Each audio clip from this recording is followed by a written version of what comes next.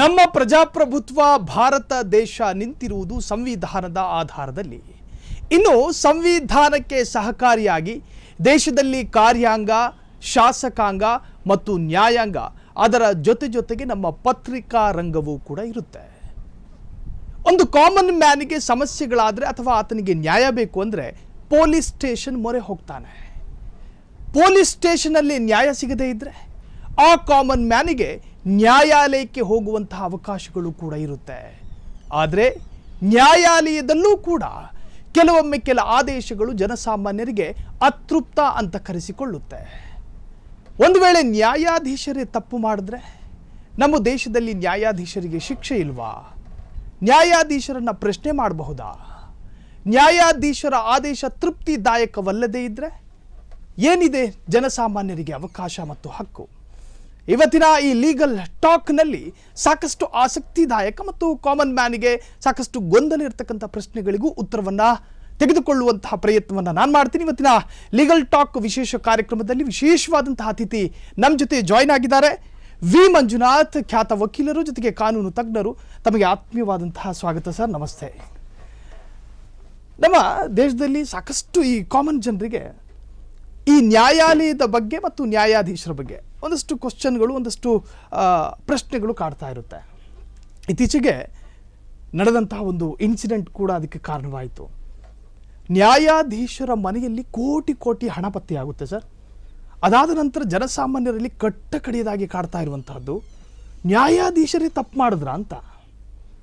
Sir, ಹಾಗಾದರೆ ನ್ಯಾಯಾಧೀಶರು ತಪ್ಪು ಮಾಡಿದ್ರು ಕೂಡ ಅದನ್ನು ಪ್ರಶ್ನೆ ಮಾಡಬಹುದಾದಂಥ ಅವಕಾಶ ಇದೆಯಾ ನಮ್ಮ ಕಾನೂನಲ್ಲಿ? ನೋಡಿ, ಪ್ರಜಾಪ್ರಭುತ್ವದ ವ್ಯವಸ್ಥೆಯಲ್ಲಿ ಅತ್ಯಂತ ಪ್ರಮುಖವಾದಂಥ 3 ವಿಧವಾದಂಥ ಪ್ರಕ್ರಿಯೆಗಳು ಅಂದರೆ ರಾಜ್ಯಾಂಗ, ಶಾಸಕಾಂಗ ಮತ್ತು ನ್ಯಾಯಾಂಗ. ಇವತ್ತಿನ ಭಾರತ ದೇಶದ ಈ ಪ್ರಜಾಪ್ರಭುತ್ವ ವ್ಯವಸ್ಥೆಯಲ್ಲಿ ಜನರ ಸಂಪೂರ್ಣ ವಿಶ್ವಾಸವನ್ನು ಉಳಿಸಿಕೊಂಡಿರುವಂಥದ್ದು ನ್ಯಾಯಾಂಗ ಮಾತ್ರ. ಹಾಗಾಗಿ ನ್ಯಾಯಾಂಗದಲ್ಲಿ ನಂಬಿಕೆ ಇದೆ. ನನಗೆ ಎಲ್ಲಿ ನ್ಯಾಯ ಸಿಗದೆ ಹೋದರೂ ಕೊನೆಯದಾಗಿ ಖಂಡಿತವಾಗಿಯೂ ನಾನು ಕೋರ್ಟಿಗೆ ಹೋದರೆ ಅಲ್ಲಿ ನನಗೆ ನಿಷ್ಪಕ್ಷಪಾತವಾದಂಥ ನ್ಯಾಯಸಮ್ಮತವಾದಂಥ ತೀರ್ಪು ಸಿಗುತ್ತೆ, ನನಗೆ ನ್ಯಾಯ ಸಿಗುತ್ತೆ ಎನ್ನುವಂತಹ ನಂಬಿಕೆಯನ್ನು ಈ ದೇಶದ ಪ್ರತಿಯೊಬ್ಬ ಪ್ರಜೆಯೂ ಇಟ್ಕೊಂಡಿದ್ದಾರೆ. ಹಾಗಾಗಿ ಕೊನೆಯದಾಗಿ ಅವರು ತಮ್ಮ ನ್ಯಾಯಕ್ಕಾಗಿ ಕಾನೂನಿನ ಮೊರೆ ಹೋಗೋದುಂಟು, ಕೋರ್ಟ್ಗಳಿಗೆ ಬರೋದುಂಟು, ನ್ಯಾಯಕ್ಕಾಗಿ ಪ್ರಾರ್ಥನೆ ಮಾಡೋದುಂಟು. ಇದನ್ನು ಬಂದು ಕೋರ್ಟ್ನಲ್ಲಿ ಮಾಡ್ತಾರೆ. ಹಾಗಾಗಿ ಇವತ್ತಿಗೂ ನಮ್ಮ ನ್ಯಾಯಾಂಗ ವ್ಯವಸ್ಥೆಯಲ್ಲಿ ಜನರಿಗೆ ಸಂಪೂರ್ಣ ವಿಶ್ವಾಸ ಇದೆ. ಇನ್ನು ತಾವು ಒಂದು ಪ್ರಕರಣವನ್ನು ಈ ಸಂದರ್ಭದಲ್ಲಿ ಹೇಳಿದ್ರಿ.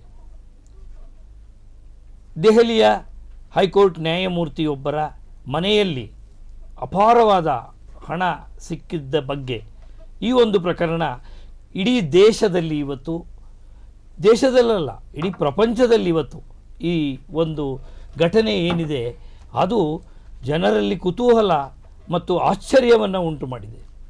ಕಾಳಜಿಯನ್ನು ಕೂಡ ತೋರಿಸ್ತಾ ಇದ್ದಾರೆ.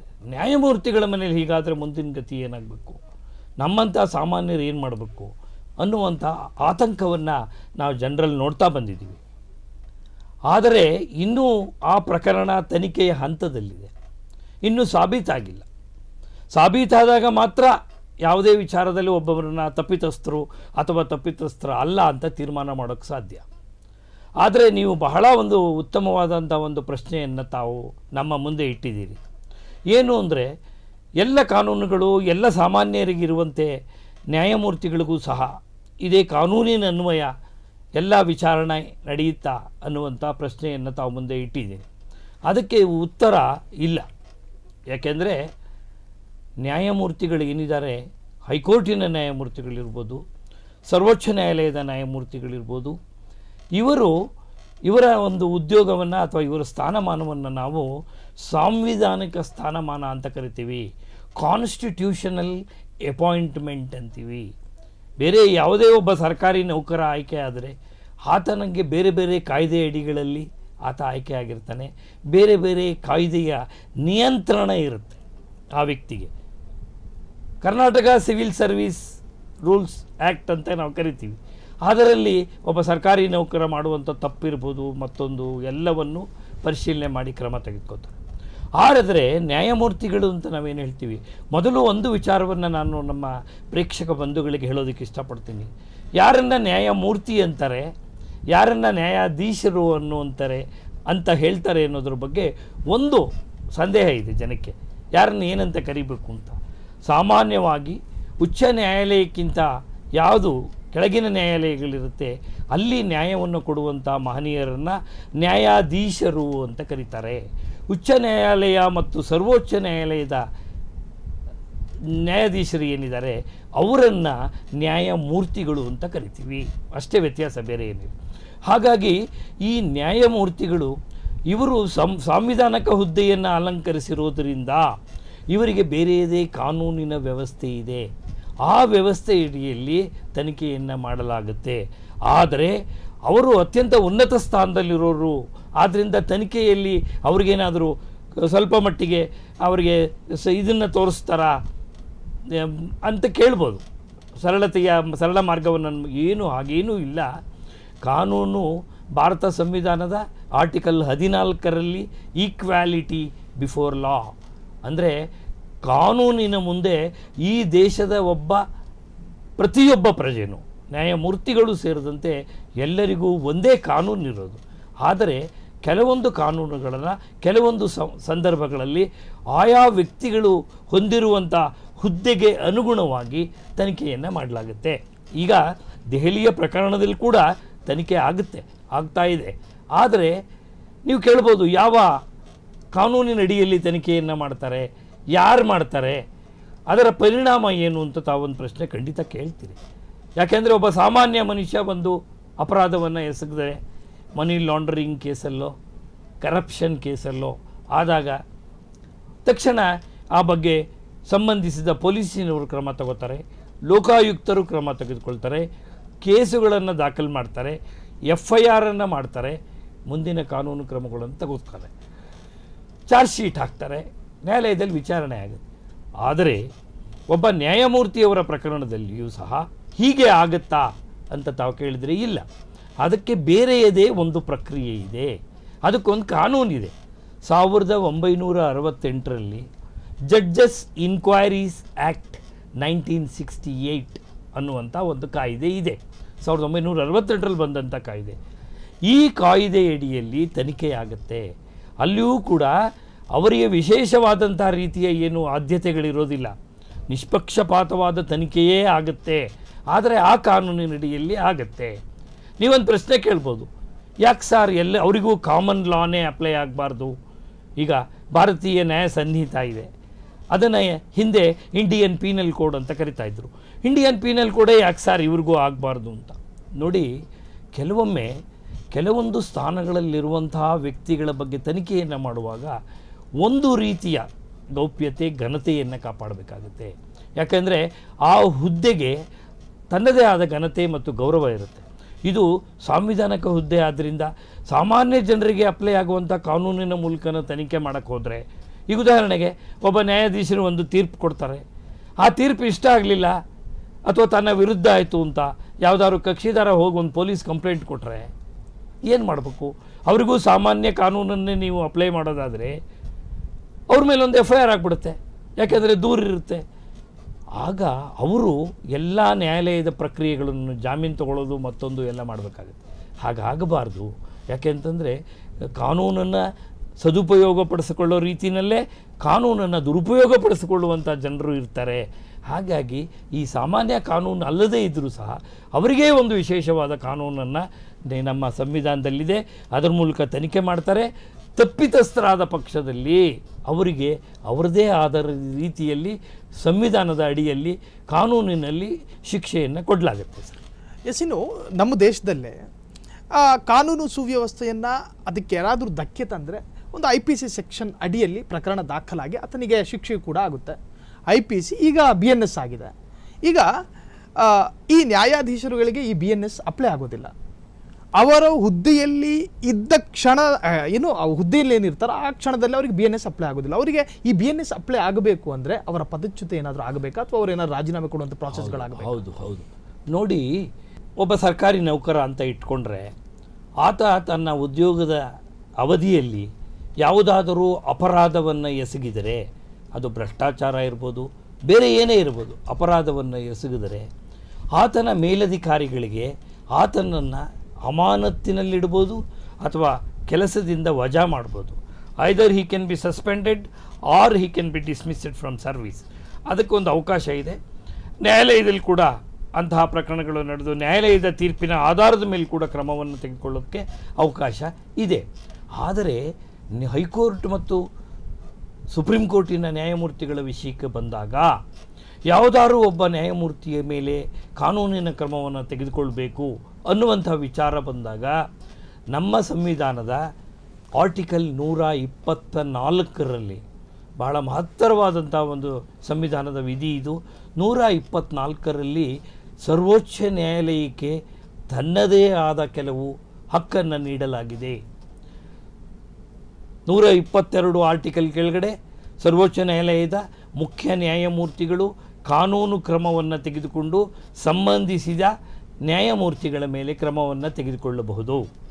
ಹಾಗಾದರೆ ಯಾವ ರೀತಿ ಮಾಡಬೇಕು ಅಂದಾಗ ಅವರು ಒಂದು ಕಮಿಟಿಯನ್ನು ಫಾರ್ಮ್ ಮಾಡಬೇಕಾಗುತ್ತೆ.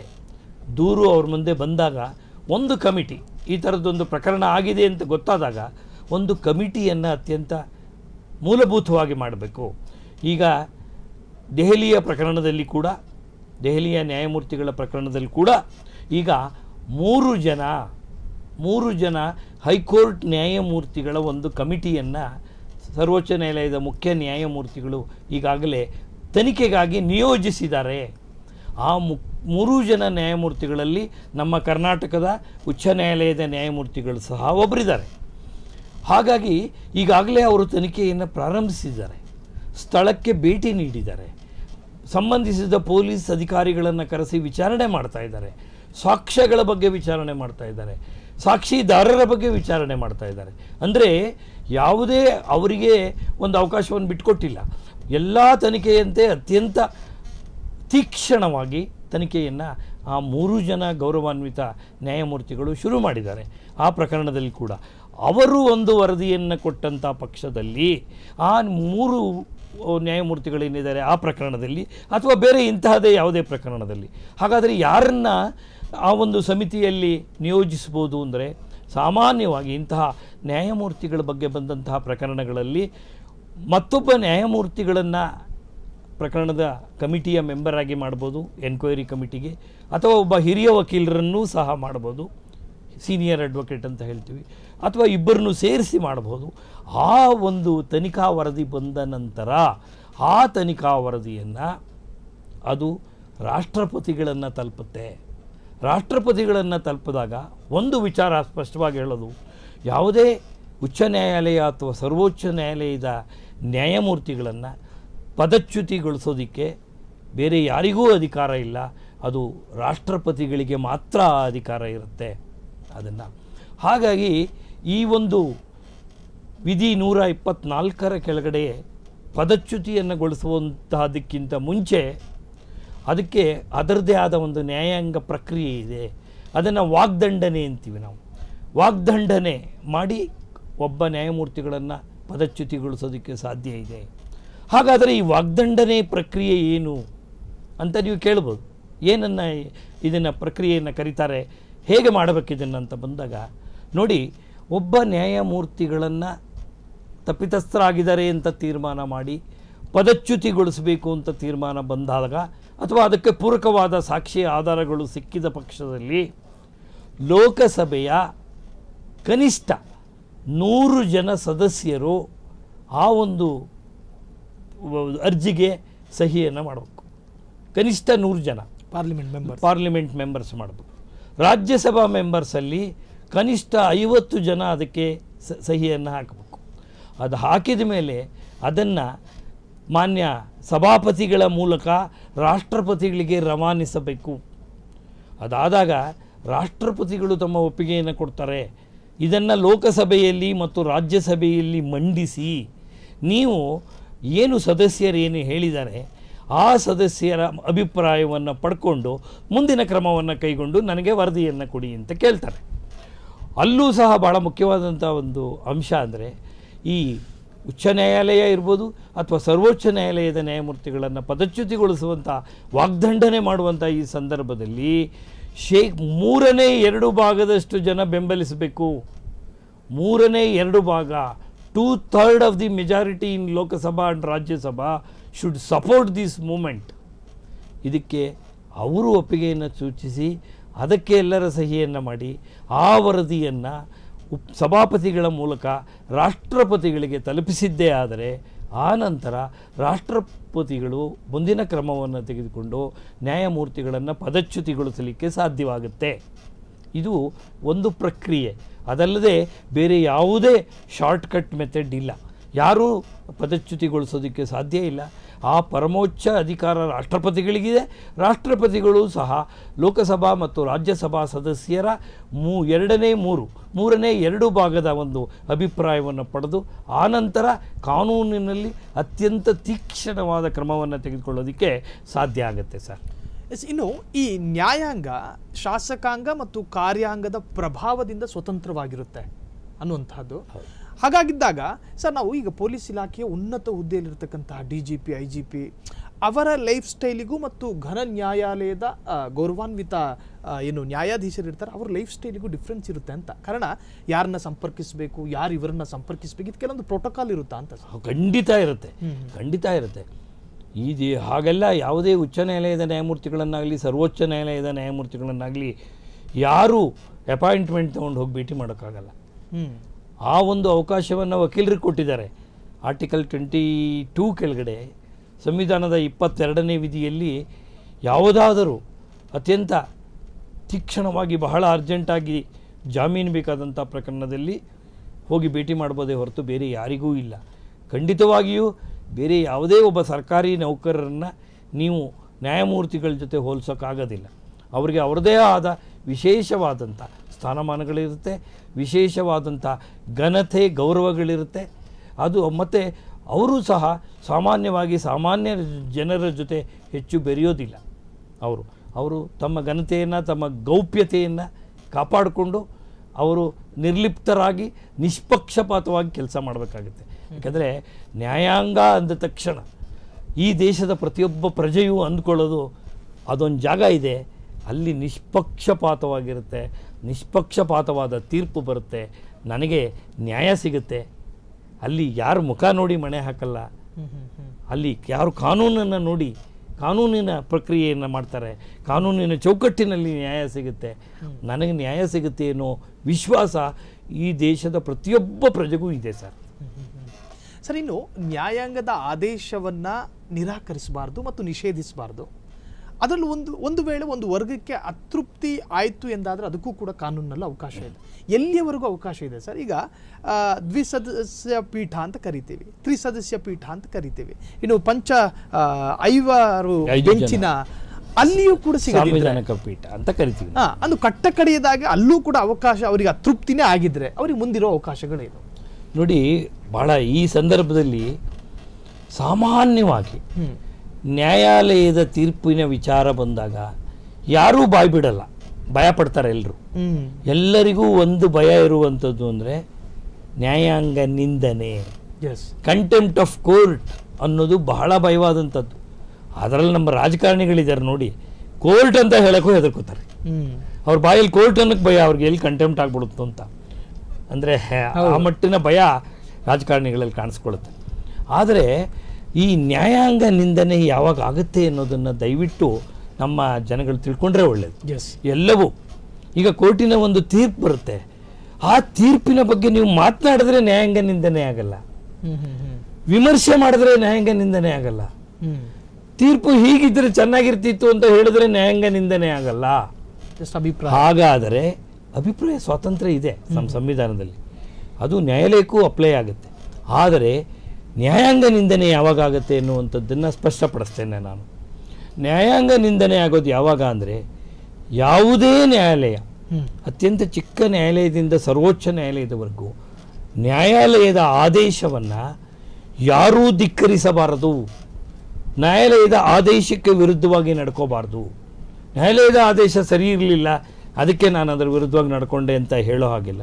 ಒಂದು ಸಾರಿ ಯಾವುದೇ ನ್ಯಾಯಾಲಯ ಒಂದು ಆದೇಶವನ್ನು ಮಾಡಿದರೆ ಆ ದೇಶದ ಪ್ರತಿಯೊಬ್ಬ ಪ್ರಜೆ, ನೀವು ಯಾವುದೇ ಸ್ಥಾನಮಾನದಲ್ಲಿರಲಿ, ಒಬ್ಬ ಸಾಮಾನ್ಯ ಮನುಷ್ಯನಿಂದ ಪ್ರಧಾನಮಂತ್ರಿಗಳಿರ್ಬೋದು, ನೀವು ನ್ಯಾಯಾಲಯದ ಆದೇಶಕ್ಕೆ ತಲೆ ಬಾಗಲೇಬೇಕು, ನ್ಯಾಯಾಲಯದ ಆದೇಶವನ್ನು ಗೌರವಿಸಲೇಬೇಕು, ನ್ಯಾಯಾಲಯದ ಆದೇಶಕ್ಕೆ ವಿರುದ್ಧವಾಗಿ ನಡೀಬಾರ್ದು. ಇದು ಬಹಳ ಪ್ರಮುಖವಾಗಿ ನ್ಯಾಯಾಂಗ ನಿಂದನೆಯಿಂದ ತಪ್ಪಿಸ್ಕೊಳ್ಬೇಕಾದ್ರೆ ನ್ಯಾಯದ ಆದೇಶವನ್ನು ಧಿಕ್ಕರಿಸಬಾರ್ದು, ಆವಾಗ ನ್ಯಾಯಾಂಗ ನಿಂದನೆ ಆಗೋಲ್ಲ.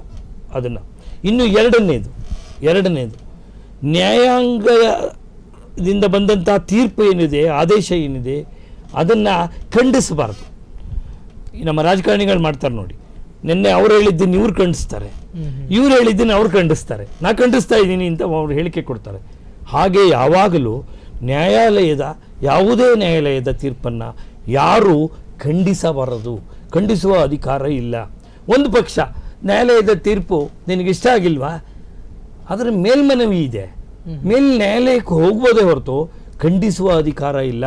ಹಾಗೊಂದು ವೇಳೆ ಏನಾದರೂ ನ್ಯಾಯಾಲಯದ ಆದೇಶವನ್ನು ಖಂಡಿಸಿದ್ದೇ ಆದರೆ ಅದು ನ್ಯಾಯಾಂಗ ನಿಂದನೆಯಾಗುತ್ತೆ, ಕಂಟೆಂಪ್ಟ್ ಆಫ್ ಕೋರ್ಟ್ ಆಗುತ್ತೆ. ಇನ್ನು ಮೂರನೇದು ಭಾಳ ಮುಖ್ಯವಾಗಿ, ನ್ಯಾಯಾಧೀಶರ ಬಗ್ಗೆ ಯಾವುದೇ ಹೇಳಿಕೆಯನ್ನು ಕೊಡಬಾರ್ದು. ಆ ನ್ಯಾಯಾಧೀಶರು ಹಾಗೆ, ಈ ನ್ಯಾಯಾಧೀಶರು ಹೀಗೆ ಅನ್ನುವಂಥ ಮಾತುಕತೆಗಳನ್ನು ಆಡಬಾರ್ದು. ವೈಯಕ್ತಿಕವಾಗಿ ನ್ಯಾಯಾಧೀಶರ ನಿಂದನೆಯನ್ನು ಮಾಡೋದು, ಅವ್ರಿಗೆ ತೀರ್ಪು ಕೊಟ್ಟಿದ್ದು ತಪ್ಪು, ಕೊಡಬಾರ್ದಾಗಿತ್ತು ಅಂತ ಹೇಳೋದು, ಹೀಗೆಲ್ಲ ಮಾತನಾಡುವಂಥದ್ದು ತಪ್ಪಾಗುತ್ತೆ. ಹಾಗಾಗಿ ನ್ಯಾಯಾಲಯದ ಆದೇಶವನ್ನು ಧಿಕ್ಕರಿಸಬಾರ್ದು, ನ್ಯಾಯಾಂಗದ ಆದೇಶಗಳನ್ನು ಖಂಡಿಸಬಾರ್ದು. ಹಾಗೆ ನ್ಯಾಯಾಧೀಶರ ಬಗ್ಗೆ ಯಾವುದೇ ವೈಯಕ್ತಿಕವಾದ ಹೇಳಿಕೆಯನ್ನಾಗಲಿ ಮಾತನ್ನಾಗಲಿ ಎಲ್ಲಿಯೂ ಹೇಳುವಂಥದ್ದು ನ್ಯಾಯಾಂಗ ನಿಂದನೆ ಆಗುತ್ತೆ ಹೊರತು ಕೇವಲ ತೀರ್ಪಿನ ಬಗ್ಗೆ ಮಾತನಾಡಿದ್ರೆ ನ್ಯಾಯಾಂಗ ನಿಂದನೆ ಆಗೋದಿಲ್ಲ. ಅದನ್ನು ಜನರಿಗೆ ನಾವು ಈ ಸಂದರ್ಭದಲ್ಲಿ ಸ್ಪಷ್ಟಪಡಿಸೋಣ. ಚರ್ಚೆ ಮಾಡಿದ್ರೆ ಒಳ್ಳೆಯದು, ನ್ಯಾಯಾಂಗದ ತೀರ್ಪುಗಳ ಬಗ್ಗೆ ಚರ್ಚೆ ಮಾಡೋದ್ರಲ್ಲಿ ಏನೂ ಆಗಲ್ಲ. ಹಾಗಾಗಿ ಅದೊಂದು ಬಹಳ ಮುಖ್ಯವಾದಂಥ ಒಂದು ವಿಚಾರ. ಇನ್ನು ಈ ಸಂದರ್ಭದಲ್ಲಿ ಏನು ಹೇಳೋದು ಅಂತ ನಾನು ಹೇಳೋಕ್ಕೆ ಇಷ್ಟಪಡ್ತೀನಿ ಅಂತಂದರೆ, ನ್ಯಾಯಾಂಗದಲ್ಲಿ ದಯವಿಟ್ಟು ನಂಬಿಕೆ ಇಡಿ. ನ್ಯಾಯಾಂಗ ಬೇರೆ ಯಾವುದೇ ಪ್ರಜಾಪ್ರಭುತ್ವದ ಅಂಗಗಳಷ್ಟು ಹಾಳಾಗಿಲ್ಲ. ಇವತ್ತಿಗೂ ತನ್ನ ಸಾರ್ವಭೌಮತ್ವವನ್ನು, ತನ್ನ ಶ್ರೇಷ್ಠತೆಯನ್ನು, ತನ್ನ ಪಾವಿತ್ರ್ಯವನ್ನು ಕಾಪಾಡ್ಕೊಂಬಂದಿದೆ. ಆ್ಯಂಡ್ ಸರ್, ವೆರಿ ಕ್ಯೂರಿಯಾಸಿಟಿ ಇರುವಂಥ ಒಂದು ಕ್ವಶನ್ನು ಸರ್, ಈಗ ಒಂದು ಹೈ ಪ್ರೊಫೈಲ್ ಪ್ರಕರಣ ಇಮ್ಮಿಡಿಯೇಟ್ ತೀರ್ಪು ಸಿಗಬೇಕು ಅಂತ ಬಂದಾಗ ಒಂದು ಸೆನ್ಸಿಟಿವ್ ಆದಂಥ ಮ್ಯಾಟ್ರ್ ಅಂತಲೇ ಇರಲಿ. ಈಗ ಫಾಸ್ಟ್ ಟ್ರ್ಯಾಕ್ ಕೋರ್ಟು ಅಂತ ಕರೀತಾರೆ. ಜೊತೆಗೆ ಇನ್ನು ತುರ್ತು ನ್ಯಾಯಾಧೀಶರು ಎಲ್ಲಿದ್ದಾರೋ ಅಲ್ಲೇ ಒಂದು ನ್ಯಾಯಾಲಯ ಸೃಷ್ಟಿಯಾಗುತ್ತೆ, ಅವರು ಮನೆಗೆ ಅಪರಾಧಿನ ಹಾಜರುಪಡಿಸುವಂತಹದ್ದು. ಸೊ ಇದರಲ್ಲಿ ಸಾಕಷ್ಟು ಜನರಿಗೆ ಗೊಂದಲ ಏನಂತ ಹೇಳಿದ್ರೆ, ಕೋರ್ಟಲ್ಲೇ ನ್ಯಾಯ ತೀರ್ಪಾಗುವಂತಹದ್ದು ಎನ್ನುವಂಥದ್ದು ಸಾಕಷ್ಟು ಜನರಿಗಿದೆ. ಆದರೆ ಸರ್, ಈಗ ತುರ್ತು ಪರಿಸ್ಥಿತಿಯಲ್ಲಿದ್ದಾಗ ನ್ಯಾಯಾಧೀಶರ ಮನೆಯಲ್ಲೂ ಕೂಡ ನ್ಯಾಯ ತೀರ್ಪುಗಳು ಆಗುವಂಥದ್ದಿದೆ. ಆಮೇಲೆ ಫಾಸ್ಟ್ ಟ್ರ್ಯಾಕ್ ಕೋರ್ಟ್ ಸಪ್ರೇಟ್ ಆಗಿ ಒಂದು ಕೋರ್ಟ್ ರಚನೆ ಆಗುತ್ತೆ. ಇದರಲ್ಲಿ ಎಷ್ಟು ವಿಭಾಗಗಳಿದ್ದಾವೆ ಅಂತ? ಅಲ್ಲ, ಇದು ಹಾಗೇನಿಲ್ಲ. ಅದು ಯಾವುದೇ ಒಂದು ಪ್ರಕರಣವನ್ನು ಇದು ಎಲ್ಲ ಸಾಮಾನ್ಯ ನ್ಯಾಯಾಲಯದಲ್ಲೇ ನಡಿಬೇಕೆ ಅಥವಾ ಇದಕ್ಕೊಂದು ಫಾಸ್ಟ್ ಟ್ರ್ಯಾಕ್ ಕೋರ್ಟಿನ ಅಗತ್ಯ ಇದೆ, ಅಲ್ಲಿ ತೀರ್ಮಾನ ಆದರೆ ಬಹಳ ಬೇಗ ಮುಗಿಯುತ್ತೆ, ಮತ್ತು ಬೇರೆ ಕಾನೂನಿನ ಸಮಸ್ಯೆಗಳಿದೆ, ಕಾನೂನು ಸುವ್ಯವಸ್ಥೆಯನ್ನು ಕಾಪಾಡಬೇಕಾಗುತ್ತೆ. ಮತ್ತು ಈಗ ಕೆಲವು ಸೂಕ್ಷ್ಮ ಪ್ರಕರಣಗಳಲ್ಲಿ ಒಬ್ಬ ಸೆಲೆಬ್ರಿಟಿ ಯಾರೋ ಒಬ್ಬರು ಆರೋಪಿಯಾಗಿರ್ತಾರೆ. ಅಂತಹ ಸಂದರ್ಭಗಳಲ್ಲಿ ಎಲ್ಲ ನ್ಯಾಯಾಲಯಗಳಲ್ಲಿ ಆ ಪ್ರಕರಣವನ್ನು ನಡೆಸೋದಕ್ಕೆ ಕಷ್ಟ ಆಗುತ್ತೆ. ಕಷ್ಟ ಆದಾಗ ಅದನ್ನ ಕಾನೂನಿನ ಸುವ್ಯವಸ್ಥೆ ತೊಂದರೆ ಆಗುತ್ತೆ, ಹೆಚ್ಚಿನ ಸಿಬ್ಬಂದಿ ಬೇಕಾಗುತ್ತೆ. ಅಂತಹ ಸಂದರ್ಭಗಳಲ್ಲಿ ಬೇರೆ ಕಡೆ ಅದನ್ನು ಮಾಡುವಂಥ ಒಂದು ತನಿಖೆಯನ್ನು ಮಾಡುವಂಥ, ವಿಚಾರಣೆ ಮಾಡುವಂಥ ಅವಕಾಶವನ್ನು ಮುಖ್ಯ ನ್ಯಾಯಮೂರ್ತಿಗಳು ಯಾರಿದ್ದಾರೆ, ಹೈಕೋರ್ಟಿನ ಲೆವೆಲಲ್ಲಾದರೆ ಹೈಕೋರ್ಟಿನ ಮುಖ್ಯ ನ್ಯಾಯಮೂರ್ತಿ, ಸರ್ವೋಚ್ಚ ನ್ಯಾಯಾಲಯ ಆದರೆ ಸರ್ವೋಚ್ಚ ನ್ಯಾಯಾಲಯದ ಮುಖ್ಯ ನ್ಯಾಯಮೂರ್ತಿಗಳು ತೀರ್ಮಾನ ಮಾಡಿ ಆ ಬಗ್ಗೆ ಅವರು ಆದೇಶ ಮಾಡಿದರೆ ಅದರಂತೆ ನಡೆಯುತ್ತೆ. ಅವರು ತೀರ್ಮಾನ ಮಾಡ್ತಾರೆ ಇದನ್ನು ಯಾವ ನ್ಯಾಯಾಲಯದಲ್ಲಿ ನಡೀಬೇಕು ಅಂತ, ಅವರ ಆದೇಶದಂತೆ ಅದಾಗುತ್ತೆ. ಸರ್, ಇನ್ನು ನಾವು ಸಾಕಷ್ಟು ಬಾರಿ ಕೇಳಿರ್ತೀವಿ ಮೀಡಿಯಾಗಳಲ್ಲೆಲ್ಲ, ನಿವೃತ್ತ ನ್ಯಾಯಾಧೀಶರ ಸಮಿತಿ, ಇತ್ತೀಚೆಗೆ ನಮ್ಮ ಕರ್ನಾಟಕದ ಸೆನ್ಸಸ್ ಜನಗಣತಿಯನ್ನು ಕೂಡ ನಿವೃತ್ತ ನ್ಯಾಯಾಧೀಶರ ನೇತೃತ್ವದಲ್ಲಿ ನಡೆಯುತ್ತೆ ಅಂತ. ಯಾಕಿಲ್ಲಿ ನಿವೃತ್ತ ನ್ಯಾಯಾಧೀಶರು ಬರಬೇಕು ಅಂತ? ಅಂದರೆ ವೃತ್ತಿಯಲ್ಲಿರುವಂತಹ ನ್ಯಾಯಾಧೀಶರಿಂದ ಈ ಸಮಿತಿ ಹಂಗೆ ರಚನೆ ಮಾಡುವಂಗಿಲ್ವಾ? ಹಾಗಲ್ಲ, ಅದು ಮಾಡಬಾರ್ದು ಅಂತ ಎಲ್ಲೂ ಇಲ್ಲ. ಆದರೆ ನಿವೃತ್ತ ನ್ಯಾಯಮೂರ್ತಿಗಳನ್ನು ಆ ಒಂದು ಆಯೋಗಗಳಿಗೆ ಆರಿಸೋದ್ರಲ್ಲಿ ಒಂದು ಮುಖ್ಯವಾದ ಕಾರಣ ಅಂದರೆ ಅವರ ಅಪಾರವಾದ ಅನುಭವ. ನ್ಯಾಯಮೂರ್ತಿಗಳಾಗಿ ಅನೇಕ ವರ್ಷಗಳು, ದಶಕಗಳ ಕಾಲ ಕೆಲಸ ಮಾಡಿರ್ತಾರೆ. ಹಾಗಾಗಿ ಅಪಾರವಾದ ಅನುಭವ ಇರುತ್ತೆ. ಮತ್ತು ಆ ಪ್ರಕರಣದ ತನಿಖೆಯಿಂದಾಗಿ ಬೇರೆ ಪ್ರಕರಣಗಳು ಮಂದಗತಿ ಆಗಬಾರ್ದು. ಈಗ ಅದಕ್ಕೆ ಈಗ ಆಯೋಗದ ಕೆಲಸನೂ ತೊಗೊಂಬಂದು ಕೋರ್ಟಿಗೆ ಕೊಟ್ಟರೆ ಬೇರೆ ಒಂದು ಏನು ಪ್ರಕರಣಗಳಿದೆ ಅದು ಹಿಂದೆ ಬೀಳುತ್ತೆ. ಹಾಗಾಗಿ ಅವ್ರಿಗೆ ಅವರ ಅನುಭವ ಇರೋದರಿಂದ ಅದಕ್ಕೊಂದು ಆಯೋಗ ರಚನೆ ಮಾಡಿ ತಾವು ಸಂಪೂರ್ಣವಾಗಿ ಇದೊಂದೇ ಕೆಲಸ ಕೊಡ್ತಾ ಇದ್ದೀವಿ, ಇದನ್ನು ಆದಷ್ಟು ಬೇಗ ತನಿಖೆ ಮಾಡಿ ವರದಿಯನ್ನು ಕೊಡಿ ಅಂತ ಕೊಡ್ತಾರೆ ಹೊರತು ಅದರಲ್ಲಿ ಸಿಟ್ಟಿಂಗ್ ಜಡ್ಜ್ ಮಾಡಬಾರ್ದು ಅಂತ ಏನೂ ಇಲ್ಲ. ಇನ್ನು ಕಡೆಯದಾದಂಥ ಪ್ರಶ್ನೆ ಸರ್, ನಮ್ಮ ಭಾರತದಲ್ಲಿ ನ್ಯಾಯ ಮರೀಚಿಕೆಯಾಗಿದೆ, ನ್ಯಾಯಾಲಯದಲ್ಲಿ ಅಲೆದಾಡಿ ಸಾಕಾಗೋಯ್ತು, ನನಗೆ ನ್ಯಾಯನೇ ಸಿಕ್ಕಿಲ್ಲ, ಹೀಗಂತ ಕೊರಗ್ತಾ ಇರುವಂಥ ಸಾಕಷ್ಟು ದುರ್ಬಲ ಮನಸ್ಸುಗಳಿರ್ಬೋದು ಸರ್. ನಮ್ಮ ದೇಶದಲ್ಲಿ ಇನ್ನೂ ನ್ಯಾಯ ಬದುಕಿದೆ ಅನ್ನೋದಾದರೆ ಏನು ಹೇಳ್ತೀರಾ ಸರ್ ಕಡೆಯದಾಗಿ ಸೊಸೈಟಿಗೆ? ನೋಡಿ, ಈ ದಯವಿಟ್ಟು ನಾನು ನಮ್ಮ ಪ್ರೇಕ್ಷಕ ಬಂಧುಗಳಲ್ಲಿ ಒಂದು ಮಾತನ್ನು ಈ ಸಂದರ್ಭದಲ್ಲಿ ಹೇಳ್ತೀನಿ. ದಯವಿಟ್ಟು ತಾವು ನ್ಯಾಯಾಂಗ ವ್ಯವಸ್ಥೆಯಲ್ಲಿ ನಂಬಿಕೆ ಇಡಿ. ಯಾವುದೋ 1-2 ಪ್ರಕರಣಗಳನ್ನು ನೋಡಿ ಅಯ್ಯೋ ಕೋರ್ಟ್ಗಳು ಕೂಡ ಹೀಗೆ, ನ್ಯಾಯಾಲಯಗಳು ಹೀಗೆ ಆಯಿತು, ಇನ್ನು ಮುಂದೆ ಇಲ್ಲೂ ನ್ಯಾಯ ಸಿಗಲ್ಲ, ಹಾಗೆಲ್ಲ ತೀರ್ಮಾನಕ್ಕೆ ಬರೋದು ಬೇಡ. ಯಾಕೆಂದರೆ ಇವತ್ತಿಗೂ ಈ ಕ್ಷಣಕ್ಕೂ ನ್ಯಾಯಾಲಯ ತನ್ನ ಪಾವಿತ್ರ್ಯತೆಯನ್ನು ಕಾಪಾಡ್ಕೊಂಡು ಬಂದಿದೆ, ಮುಂದೇನೂ ಕಾಪಾಡ್ಕೊಂಡು ಬರುತ್ತೆ. ಯಾವುದೋ 1-2 ಪ್ರಕರಣಗಳಿಂದ ತಾವು ದಯವಿಟ್ಟು ತಪ್ಪು ತೀರ್ಮಾನಕ್ಕೆ ಬರೋದು ಬೇಡ. ಅದನ್ನು ನೀವು ಗೌಣ ಮಾಡಿ ಅದಕ್ಕೆ ಅದರದೇ ಆದ ರೀತಿಯಲ್ಲಿ ಒಂದು ನ್ಯಾಯಾಂಗ ಪ್ರಕ್ರಿಯೆ ನಡೆಯುತ್ತೆ. ಆ ಪ್ರಕರಣಗಳಿಗೆ ಲಾಜಿಕಲ್ ಎಂಡ್ ಅಂತ ಏನು ತಾರ್ಕಿಕವ ಅಂತ್ಯ ಏನಾಗಬೇಕೋ ಅದಾಗುತ್ತೆ. ನೀವು ಅದರ ಬಗ್ಗೆ ಯೋಚನೆ ಮಾಡಿಕೊಂಡು ದಯವಿಟ್ಟು ಯಾರು ನ್ಯಾಯಾಂಗದಲ್ಲಿರುವಂಥ ವಿಶ್ವಾಸವನ್ನು ಕಳೆದುಕೋಬೇಡಿ. ಖಂಡಿತ ನೀವು ನ್ಯಾಯಾಂಗದಲ್ಲಿ ವಿಶ್ವಾಸವನ್ನು ಉಳಿಸ್ಕೊಂಡು ಹೇಗೆ ನೀವು ಇಷ್ಟು ದಿವಸ ನ್ಯಾಯಾಂಗ ವ್ಯವಸ್ಥೆಯಲ್ಲಿ ನಂಬಿಕೆ ಇಟ್ಕೊಂಡಿದ್ದೀರಿ ಅದೇ ನಂಬಿಕೆಯನ್ನು ಮುಂದುವರಿಸ್ಕೊಂಡು ಬಂದರೆ, ಇನ್ನು ತಾವು ಮತ್ತೊಂದು ಹೇಳಿದ್ರಿ ನ್ಯಾಯಾಲಯಕ್ಕೆ ಹೋಗೋದ್ರಿಂದ ನ್ಯಾಯ ಸಿಗುವಂಥ ತಡ ಆಗ್ತಾ ಇದೆ ಅಂತ. ಬಹುಶಃ ಭಾಳ ಹಿಂದೆ ಆ ರೀತಿಯ ಒಂದು ವ್ಯವಸ್ಥೆ ಇತ್ತು. ಆದರೆ ಈಗ ನಮ್ಮ ನ್ಯಾಯಾಲಯಗಳು ಕೂಡ fully equipped with advanced technologies, ಹೊಸ ತಾಂತ್ರಿಕ ವ್ಯವಸ್ಥೆಗಳೆಲ್ಲ ನಮ್ಮ ನ್ಯಾಯಾಲಯಗಳಿಗೆ ಬಂದಿದೆ ಈಗ. ಹಾಗಾಗಿ ಮೊದಲಿನ ಹಾಗೆ ಅಷ್ಟೊಂದು ಓಡಾಡಬೇಕು. ನಮ್ಮಲ್ಲಿ ಈಗ ವಿಡಿಯೋ ಕಾನ್ಫರೆನ್ಸ್ ಎಲ್ಲ ಆಗಿದೆ. ಮೊದಲು ಒಬ್ಬ ಆರೋಪಿಯನ್ನು ಜೈಲಿನಿಂದ ಪ್ರತಿ ಹಿಯರಿಂಗ್ ಕರ್ಕೊಂಬರ್ಬೇಕಾಗಿತ್ತು, ಕರ್ಕೊಂಬಂದು ನಿಲ್ಲಿಸಿ ಕರ್ಕೊಂಡು ಹೋಗೋದು ಒಂದು ಸಿಬ್ಬಂದಿಗೆ ಅದೇ ಕೆಲಸ ಆಗ್ತಾಯಿತ್ತು. ಸೊ ಆ ಮಧ್ಯೆ ಟ್ರಾವೆಲಿಂಗು, ಟ್ರಾನ್ಸ್ಪೋರ್ಟೇಷನು ಇದರಲ್ಲೆಲ್ಲ ತಡ ಆಗ್ತಿತ್ತು. ಇದೆಲ್ಲ ಗೊತ್ತಾಗ್ತದೆ. ಈಗ ವಿಡಿಯೋ ಕಾನ್ಫರೆನ್ಸ್ ವ್ಯವಸ್ಥೆಯನ್ನು ಮಾಡಿದ್ದಾರೆ. ಆತ ಅಲ್ಲೇ ಇರ್ತಾನೆ, ಬಂದಿಖಾನೆಯಲ್ಲೇ ಇರ್ತಾನೆ, ಅಲ್ಲಿಂದ ನ್ಯಾಯಮೂರ್ತಿಗಳ ಎದುರುಗಡೆ ಹಾಜರುಪಡಿಸ್ತಾರೆ. ಇಂತಹ ತಾಂತ್ರಿಕವಾಗಿ ಅತ್ಯಂತ ಉನ್ನತವಾದಂಥ ಒಂದು ವ್ಯವಸ್ಥೆಯನ್ನು ನಾವು ನ್ಯಾಯಾಲಯಗಳೆಲ್ಲ ಅಳವಡಿಸ್ಕೊಂಡಿದ್ದಾರೆ.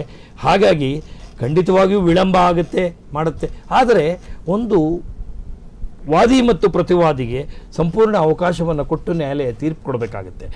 ಅತ್ಯಂತ ತ್ವರಿತಗತಿಯಲ್ಲಿ ಯಾವುದೋ ಹಳ್ಳಿ ಪಂಚಾಯತಿಲಿ ತೀರ್ಮಾನ ಕೊಡೋಕ್ಕಾಗಲ್ಲ.